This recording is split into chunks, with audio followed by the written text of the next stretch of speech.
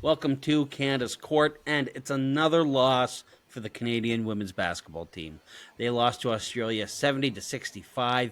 That makes them 0-2 at the Olympics with one last desperate game left. Coach O is the Olympic guide here on Canada's Court. Coach O, disappointing loss for Canada for sure. Definitely disappointing, but I do think that we still have one more game to play. One more game to play. There's a lot of pride that comes with wearing that red and white. So you have to believe that this is a team that's definitely going to go into the last game to try to give them a chance. All you really need is a chance. It's true. You just need a chance. You never really know, especially with the format that we have this year. Yeah, I agree. And this team has never really shown quit. You know what? They've had their struggles for sure, and we're going to talk about those. But they haven't. It's not because of lack of effort or lack of wanting it. There's been some struggles for sure, but they've been there trying to compete. And you just need a few of those things to click, and things can turn around. I mean, look, Canada got very. I'll say fortunate last for the Olympic qualifiers to even be here, where they had to kind of get a little bit lucky in order to qualify. So maybe that's what we're going to have again here. Maybe they're just going to get a little bit fortunate with how some things work out, and it could be all positive going forward. But let's talk a little bit about this game against Australia. Defense supposed to be a calling card for Team Canada. How do you feel they lived up on that end?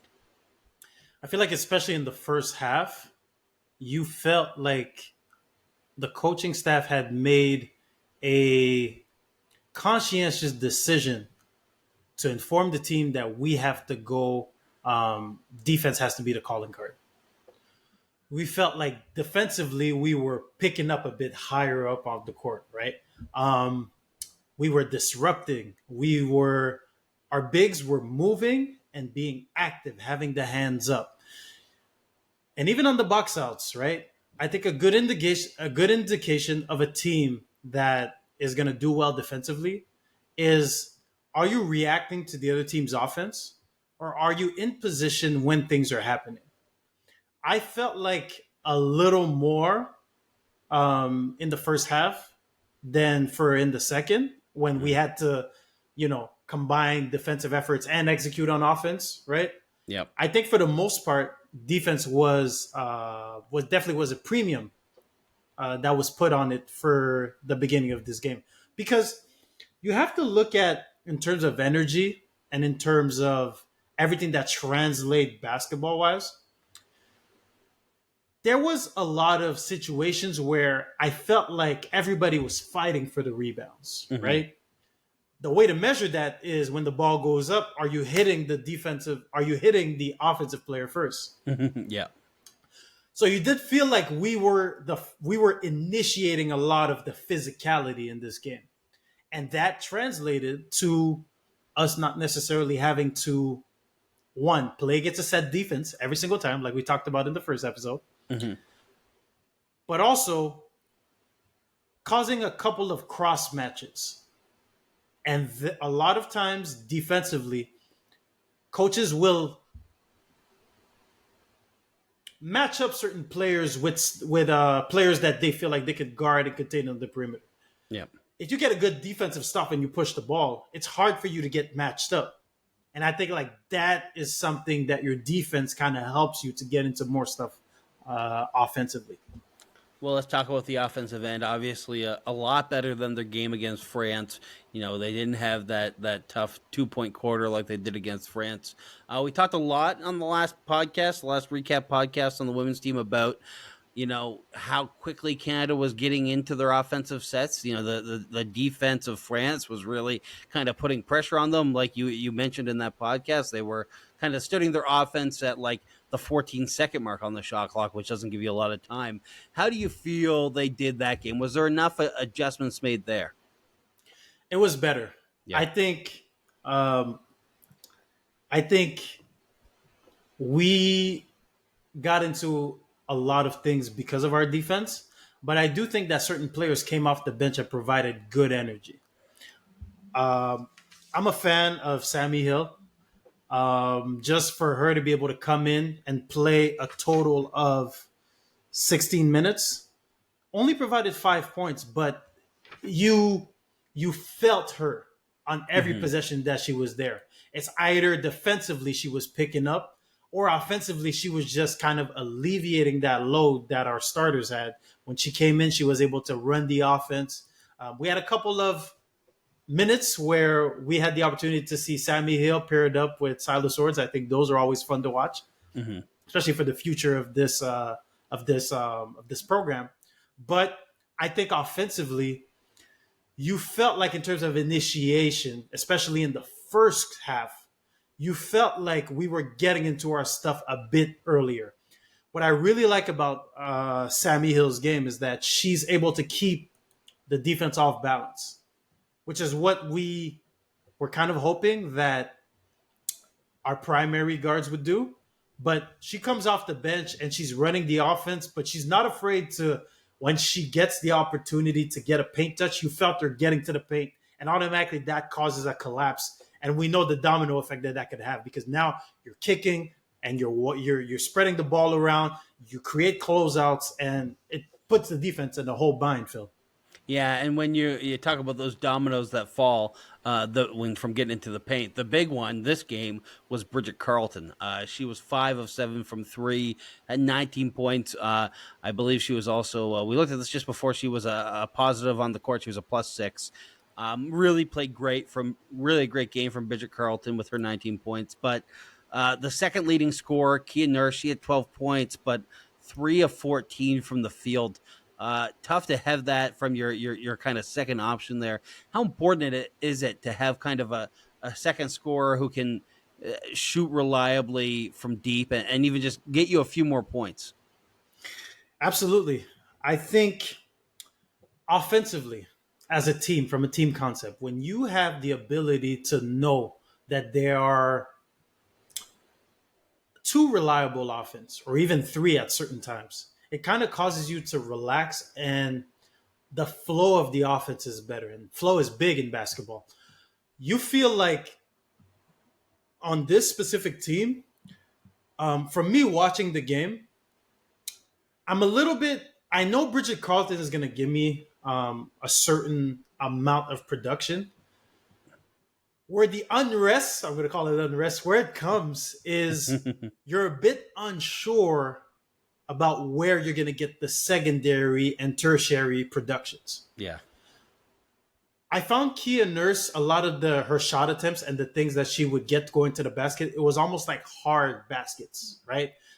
Did a good job at when she did get to the paint and get and draw contact. She did a good job at finishing at the free throw line. Yeah. But a lot of times as a scorer, you have to see a lot of easy buckets before you able to get into that rhythm. Right now, you're feeling like the secondary option, and we're still trying to figure out who our secondary option is. Consistent secondary option. Yeah. You get this feeling that we're still trying to figure that out. But it's very hard to get into a rhythm when you have to go play against a set defense every single time. You're looking at one of the questions that I put is, who is our secondary option right now? Obviously, right now, we're looking at for the first game against France. Shea Colley had 11 points, and in this game, she had 9. Looking at Kia Nurse in the first game, 11 points. In this game, she had 12. And Kayla Alexander had 6 in the first game, and in this game, she had 10. Right? So there's no constant or consistent, I should call it, Yeah. point, pressure point that we can put on the other team's defense. Because right now, I guarantee you what most people are doing is take away Bridget Carleton's 3, everybody else stay home. Nobody is forcing the issue. And that becomes an issue for your offense, because now the flow of the offense is not the same, because now you're struggling to figure out who the next person is. And psychologically, that can be a big issue, especially when you're looking at a game like this where they took away the first option. Towards the end of the game, who were you going to? You're still asking yourself questions even now. Okay, well, I've got 2 questions here. I've got a micro Hit me. question and a macro question. On the micro perspective, we're talking about next game, potentially games after that in this tournament. What do you do when you're not getting, as a coach? What do you do when you're not getting that consistent second or third option kind of, because you're not calling anybody in. There's no players coming through the door to add to your team. What kind of options do you have when you need that kind of additional creation and additional scoring? Mm. I think what I saw from this game was that when Canada pressures the ball, a lot of good things happen. And you're looking at the players that came in. We talked about Sammy Hill, 16 minutes. Aaliyah Edwards was one of the top minutes getter, 23 points. You felt Aaliyah Edwards 23 minutes. defensively. Yeah. Yeah, you felt her. Even though offensively, we are looking at, let me get that, excuse me. Offensively, Aaliyah Edwards had 4 points, right? Just had 4 points. But you felt her defensively, whether it's guarding the closeouts, right? Because that has been an issue for us where it's like we're reacting to perimeter players driving and we're late on closeouts, right? You felt like Aaliyah Edwards was a lot of times on the closeout. She was on the catch. She was present. You just need a presence at the catch, right? We're even looking at Sila, right? Sila got 15 minutes in this game, right? Who is our youngest player that we've ever had. Yep. So I do think like there are a lot of things, but what I'm taking away from this game is when Canada does decide to pressure the ball, good things could happen. But when you pressure the ball, you can't allow blow-bys, right? So that's where you have to maybe sit in the gaps a little bit to deter that if we're going to put this pressure, we got to acknowledge that maybe what's going to happen is offensively, they're going to try to take advantage of that, right? Which is get by, but they have to be able to see that second line of defense. I think we're kind of getting to that point where those are the things that we took from there. And I think offensively, things will be okay if we continue moving and sharing the ball. But I think the defensive part that I saw in this game is something that is easily translatable to a game against Nigeria, who size-wise is going to match up pretty well with us. But I think where we can definitely have the advantage versus Nigeria is with our guard play. We have a bit more skill at those positions. Okay, and I'm going to ask the big question. Big.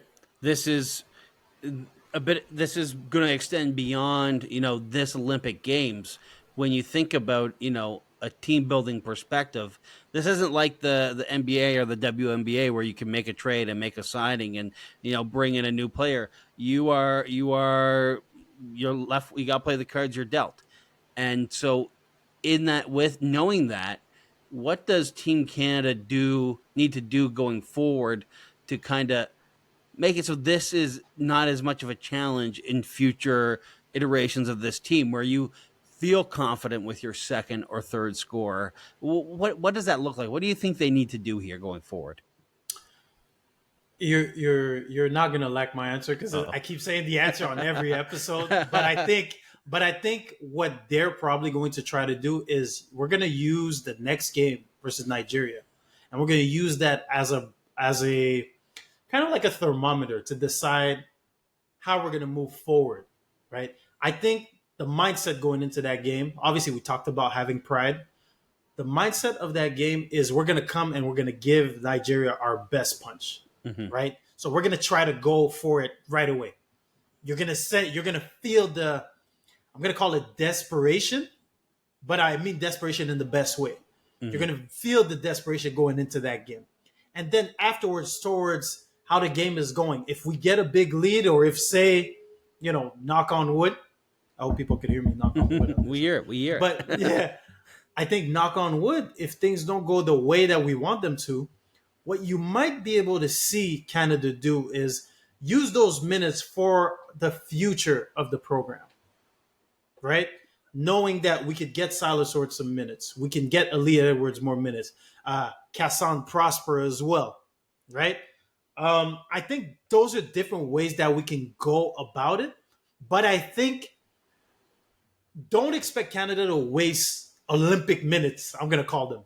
Because even me, as a coach, how I would approach it, especially in group play, is if I'm going to give myself a chance, I'm going to give myself a chance. I'm going to go for it. right? I'm going for it. We're trying to get the win. That's the main objective. We got to win because you don't know what that win can do for the future in terms of FIBA rankings. You have no idea. You cannot waste any minutes. I cannot say this enough. But Well, what is going to yeah, happen go ahead. is we're Sorry. going to, yeah, no, you're good. But what is going to happen is towards the end of the game, we make a decision based on how the game is going. I'm gonna say we're a very polite duo here. You know, I've listened to lots of podcasts where people are talking over each other. No, but we're like, oh, sorry. So I'm gonna give Yeah. us a little bit of credit there. But yeah, you're right. It will kind of depend as things are coming down to it. You know how they kind of finish off that game, but there's still hope. There's still hope that I don't know what the magic number is. I couldn't find that today, but if Canada beats Nigeria by a substantial amount, I think there's still a chance that they qualify as one of the wild card spots. It's quite an interesting group for Canada because Australia, they beat Canada, but they lost to Nigeria. So it's kind of, and now Canada's going to have to go and they got to beat Nigeria. It's going to be interesting to see. One of the other things I noticed about this game, Canada did kind of like have some times where they put together runs in that second half, but it just kind of never seemed like it was enough. Like at the end there, we were talking about this before we went on.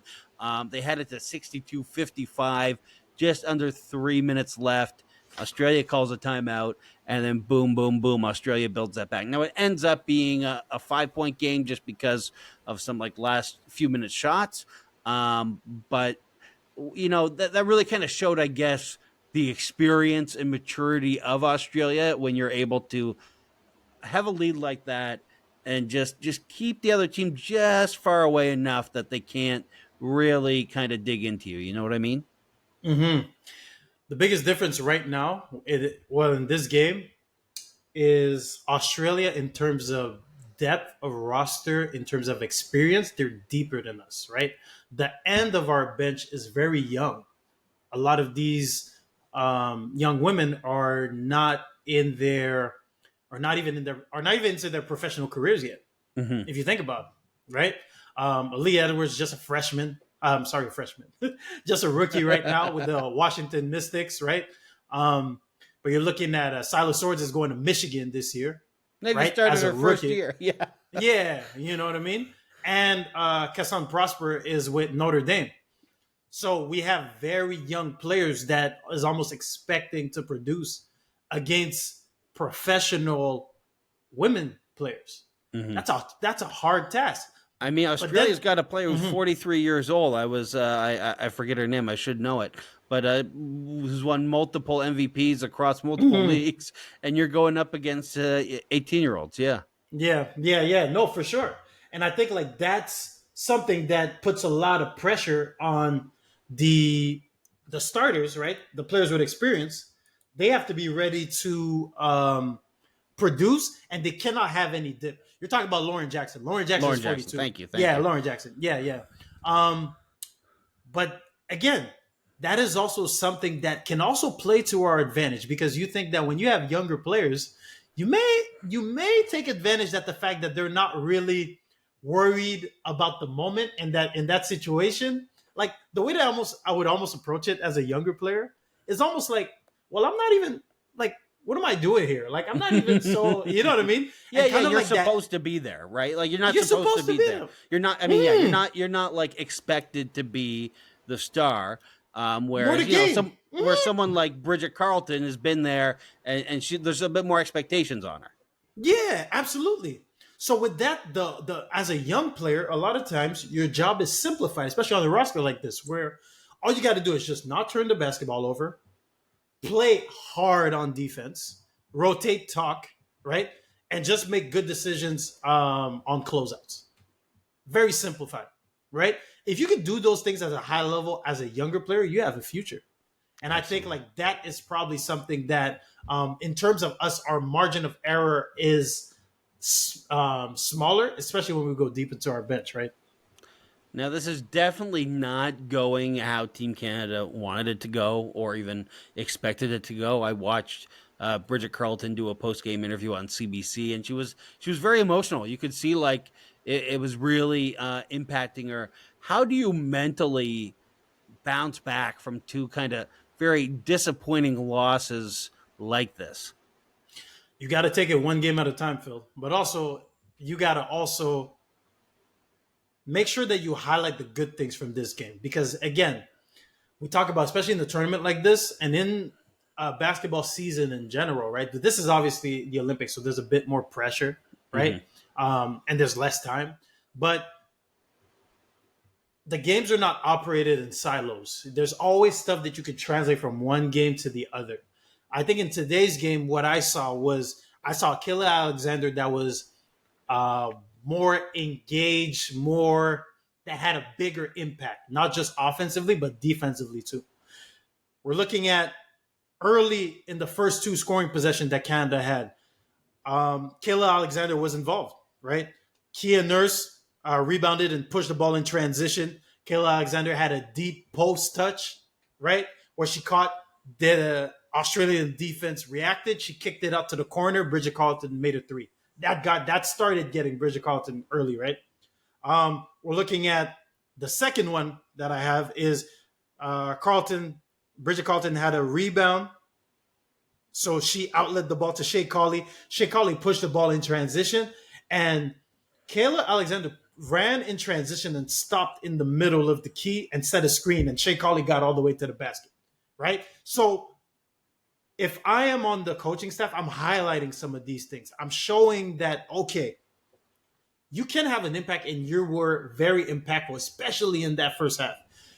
From in terms of searching for a secondary option, maybe I look back at the film and I'm looking at Kia Nurse's possession, and we got to try to get more easy stuff in the first half because now what ends up happening is your shot percentage goes down in the second half because tired legs. The defense locks in a little bit more. You're shooting a bit more contested. You're shooting deeper into the shot clock because you want to make sure you have a good set, right? So a lot of the shots that Kia Nurse got in that second half, maybe it doesn't do justice to how well of an impact that she had, but because the tiredness comes into effect in the end, we got to try to make sure that we get a lot of easy stuff going, especially in the first half. Now, it's not over yet. So, as we said, they still play Nigeria. If they're able to get, again, we don't know the number, but it's a big win against Nigeria, they can move on to the playoff round, which really has been the goal for this team. They didn't do that last Olympics. Do you think, and I think this is what people are probably wondering, given the way they've lost these two games and how they've lost them, do you see a world in which they can come out firing against Nigeria, do what they need to do, and qualify? Do you still see a possibility of a run in here into the playoff round and beyond? I think it's tricky in this with this format that is going on right now for the Olympics. But I think if you put everything together, I think you got to give yourself a chance. All you really want is a chance, Phil. That's all you really want. And it's like, I think if you put your defense together, get a bit more easier shots, easier looks, I think you could catch Nigeria by surprise. And that's where you can kind of like start believing that there is this ability for us to be able to move to the next round. So it is definitely tough. I'm not going to lie. It's definitely tough. But I think you want to be able to approach that game like you got a chance and expect Canada to come out guns blazing for that game. And look, I mean, like we said, there's a chance. And we just watched the Canadian women's soccer team defy the odds that they were dealt. We won't go deep into the scandal there, but having to come back being minus 6 points as in their standings and making it to the qualification round as the playoff round as the defending champions. Like, you just never know what could happen at an Olympics like this.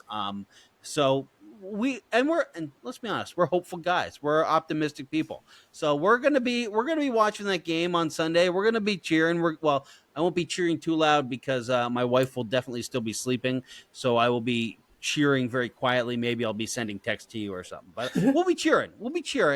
That game is on Sunday. We're definitely going to be talking about that.